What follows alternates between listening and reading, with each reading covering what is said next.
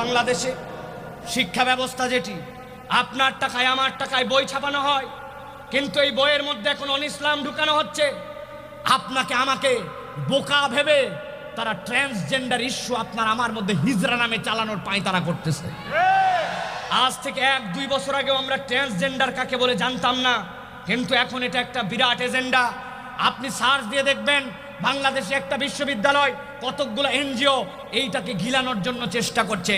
তাদের প্রথম প্রচেষ্টা এটাকে লিবারেল করা, কিছু মানুষের কাছে এটা স্বাভাবিক করে তোলা। প্রক্রিয়াটা কি? প্রক্রিয়াটা চিন্তা করছে ট্রান্সজেন্ডার বললে তো মানুষ গিলবে না, হিজরা নামে বুঝায়। ট্রান্সজেন্ডার মানে ভালো করে বুঝে নেন, আপনি আপাদমস্তক একজন পুরুষ, আপনার চিন্তা চেতনা আপনার সব কিছু অবয়ব সব পুরুষ, কিন্তু আপনি নিজে নিজে ঘোষণা দিয়েছেন আমি মহিলা। সমাজকে নাকি এটা মেনে নিতে হবে। এই জন্য 7ম শ্রেণীর বইয়ের মধ্যে তারা নতুন করে সংজ্ঞা নির্ধারণ করেছে। বলছে একজন মানুষের বর্ণ, গোত্র, শারীরিক অবকাঠামো এইগুলা দিয়া তার কোনো রকম আইডেন্টিটি হয় না, বরং হওয়ার সময় সকলে সমান হয়।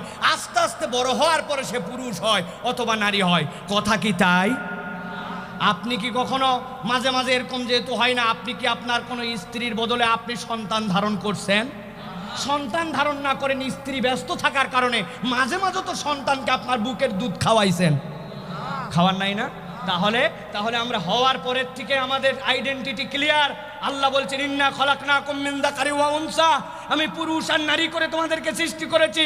কোনো একটা মানুষ প্রতিবন্ধী হতে পারে, পুরুষের দিকে পূর্ণ নয়, নারীর দিকে পূর্ণ নয়, কিন্তু কাছাকাছি।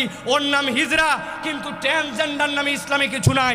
এইটা মূলত প্রমোট করতে চাই। এই জন্য এইটা করলে সমাজের মধ্যে সমকামিতা ছড়ায় দেওয়া যাবে। ছেলে ছেলে বিয়ে করবে, মেয়ে মেয়ে বিয়ে করবে, এর দ্বারা ইসলামের তাহজিব তামাদ্দুন দূর করে দিবে।